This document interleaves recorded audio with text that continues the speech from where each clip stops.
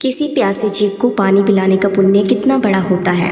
राधे राधे दोस्तों, सनातन धर्म में कहा गया है कि जल ही जीवन है।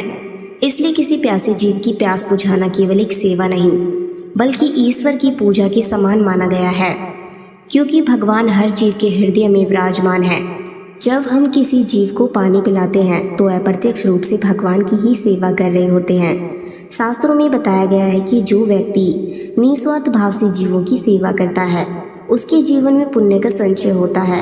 उसके मन में दया, करुणा और प्रेम जैसे दिव्य गुण विकसित होने लगते हैं।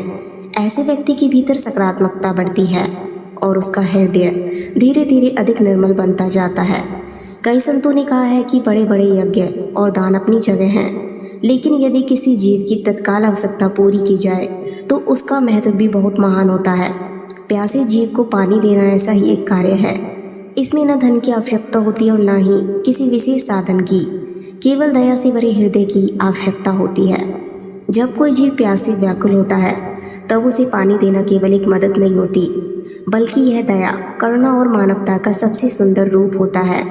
गर्मियों के दिनों में जब पक्षी पानी की तलाश में भटकते हैं, तब यदि आप अपने घर की छत, बालकनी या आंगन में एक छोटे से बर्तन में पानी रख देते हैं तो यह कार्य भगवान की दृष्टि में अत्यंत शुभ माना जाता है, क्योंकि उस समय आप किसी जीव की पीड़ा को कम कर रहे होते हैं।